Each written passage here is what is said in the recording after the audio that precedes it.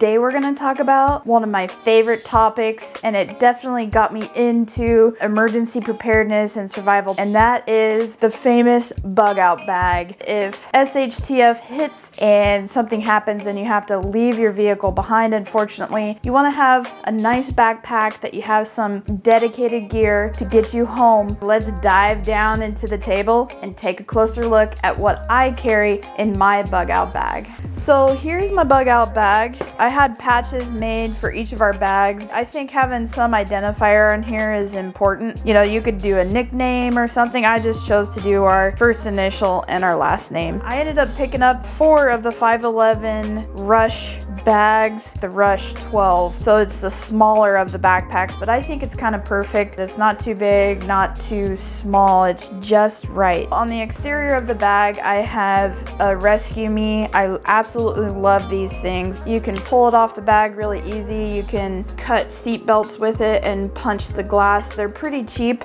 and so I definitely recommend having these in your vehicle and on your bug out bag. I have kind of a gray man medical patch here, and that just kind of identifies the fact that this pouch on the exterior of the bag is medical. So if you open it up, you'll see that I've got a cat tourniquet in bright orange right here. This is Israeli Bandage, just a basic first aid kit. I've got a flashlight. So I got the Coleman battery guard because when it's turned off, it's supposed to reserve the battery, and honestly it looks like it's doing a good job because I haven't checked these in forever. What else do I have in here? I've got a little weatherproof notebook, Sharpie pen, a grizzly gear emergency thermal blanket. I have just a basic Gerber knife. I probably just got some of these items on sale, so I'm not saying that any of this gear is necessarily like the best. So, you know, you always want to have a knife with you. The Gerber dime.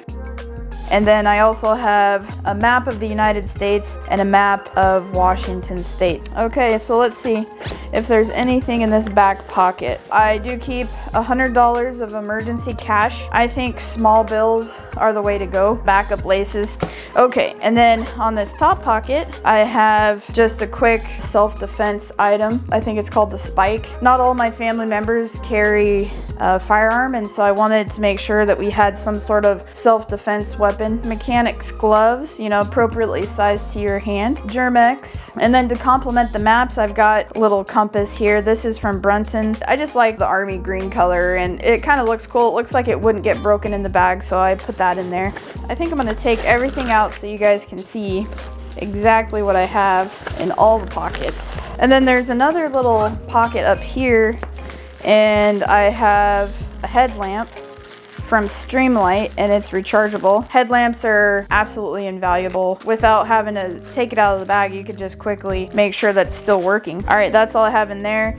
This bag, you know, you can run a bladder through either side, which is kind of cool. It has Molly on the outside. I know a lot of people are afraid to use Molly because it's like tactical, but I'm not gonna go out and buy all brand new bags just because the trend is to stay away from Molly. So I like that it has these compression straps. That way you can get it cinched down. These have excellent straps. The yoke is really comfortable, and I like it when you have these chest straps and you can change them up and down. Okay, so then I think this is from Platypus. It's just a way to store water. I like that it's super lightweight, but you could easily put a bladder in here. All right, let's get into the meat and potatoes here. So one thing to look for in bags is I like it when it clamshells open. You can actually see what you've got here. Porta wipes, you know, if you're someone who uses the bathroom, these are handy. You just add a tiny bit of water and they expand and they become a big cloth. And then when I go to the dentist, they usually give you a little kit with a toothbrush, toothpaste. It hardly takes any space. So here's the culprit here. So this is a good example of why you won't want to store water in your bag over winter. It busted off the bottom, and man, that is like razor sharp. I knew this was gonna be an issue, but in my head I told myself I'm smarter than a water bottle. I'm gonna go pull them in the winter, but I wanted to make sure when it was 100 degrees out, we had a dedicated water bottle. Learn from my mistake, okay? Have a good pair of socks. This is a nice MAGPUL beanie. When it's cold out, this is invaluable.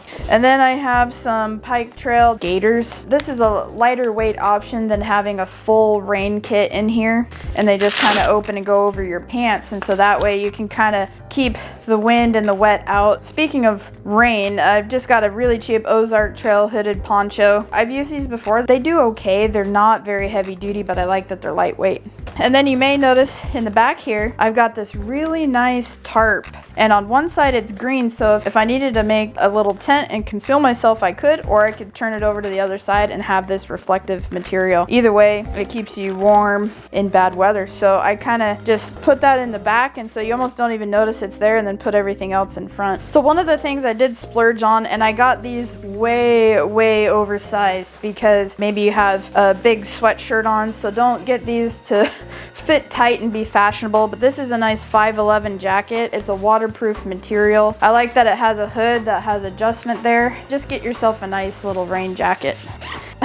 I think I just got that for cheap, so I put a little spoon. It's not that important, honestly, but you never know. So water purification is one of the most important things, I would argue. Mini SAWYER kit, and then I put some of these sodium chloride to sanitize your water.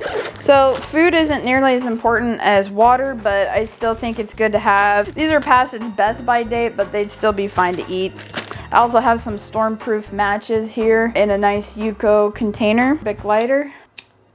Works good. And then I've got a tack bivvy. If you guys don't know what a little bivvy is, it's like a little sleeping bag, but this thing is tiny. It could fit in a pocket. In conjunction with this tarp, you could use the tack bivvy and kind of huddle up and cuddle up. I covered it in another video. I have this Hazard for boot bunker. I switch it out from winter footwear to summer footwear during the appropriate seasons. I think this is an excellent complement to your bug out bag or your get home bag. I feel like these are a really good start to the essentials. Anyone would be happy to have this backpack if they were in a situation where they had to leave their vehicle or their home. This definitely isn't the end all be all, but I feel like I hit the highlights. Let me know in the comments below what you guys think about my get home bag. Did I do a good job of making sure I had just the essentials with me? Or, you know, did I miss the mark and do I need to add some more stuff? If you guys enjoyed this video, give me a thumbs up and subscribe if you don't want to miss out on future videos. And I'll see you guys in the next video.